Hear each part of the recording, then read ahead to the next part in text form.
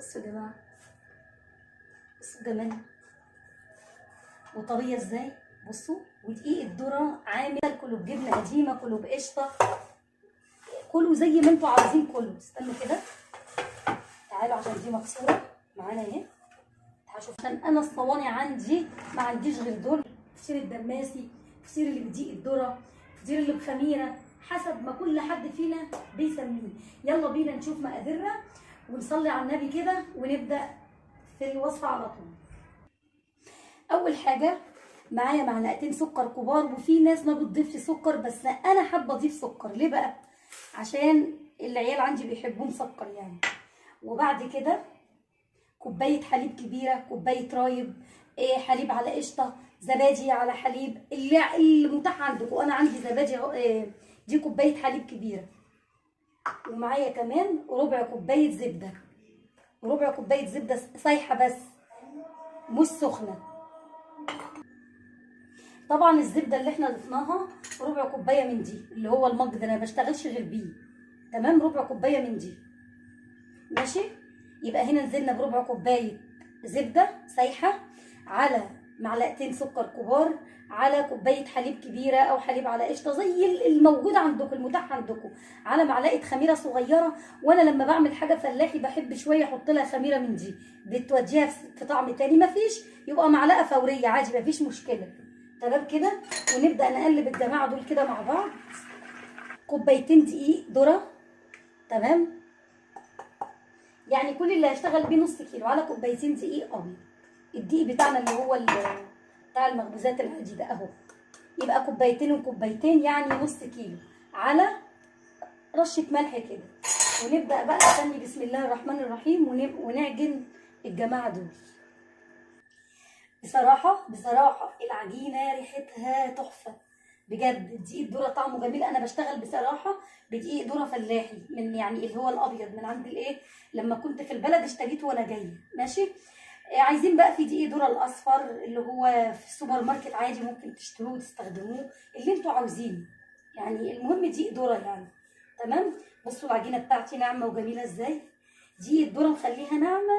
بص، يبقى احنا اشتغلنا بكوبايتين دقيق ذره وكوبايتين دقيق ابيض، وطبعا معانا قشطه هنستخدمها عشان الوش بتاعنا. بس هنعمل ايه؟ هنعين العجينه بتاعتنا هنا كده نركنها شويه، نص ساعه ولا حاجه كده ترتاح وتخمر شويه ونبدا نشتغل فيه. عدى نص ساعه. بصوا العجينه بسم الله ما شاء الله، شايفين؟ تحفه، وريحتها بجد بجد بجد ريحتها خطيره. نص ساعه بس اللي عدت. ده ايه؟ ده دقيق ذره.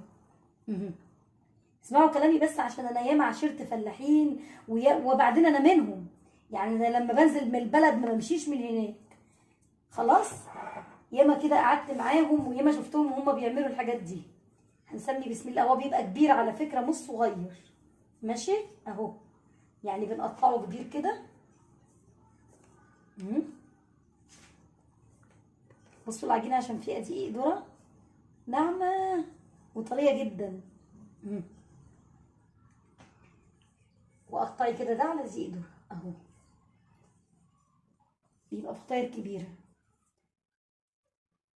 اول واحده اهي هناخدها على طول، مش هنستنى يعني. شويه دقيق ذره كده ماشي. عايزين تفردوه بايدكم زي الفل. بصوا بيتفرد ازاي في ثواني.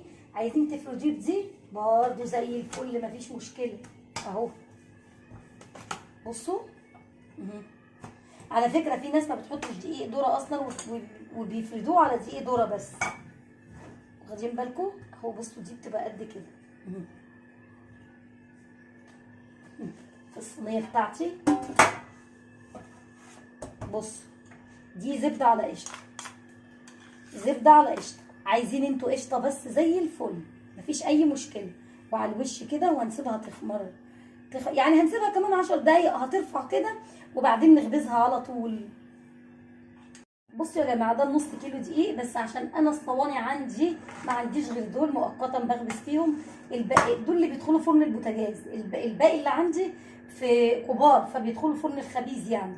تمام.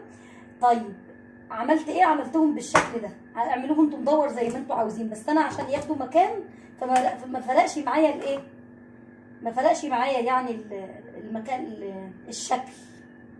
هسيبهم بس 10 دقايق ربع ساعه كده بالكتير ونرجع نخبزها. يا جماعه النار من تحت متوسطه ازاي، وانا قايده الشوايه، قايده الشوايه كمان مع الفرن من تحت عشان تاخد وش حلو كده والسمنه تبقى جميله والقشطه من فوق. ولما تاخد الوش ده هبقى اطفي، هي مش هتاخد 10 دقايق في الفرن. بصوا يا جماعه، تحسوا ان الوش بتاعها بقى عامل شبه الرز المعمر. بصوا الجمال، شايفين كده؟ هطفي الشوايه واسيبها تاخد بس ايه، تاخد لون خفيف من تحت كده. يا جماعه الريحه قلبة الدنيا يا جماعه، تحفه، لازم تجربوها.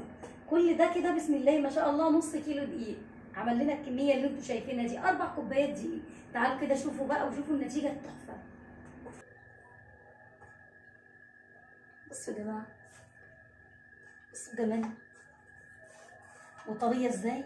بصوا، ودقيق الذره عامل شغل، انا مش لاقيه كلام اقوله بجد على الجمال والحلاوه دي. ايه الجمال ده، ايه ده؟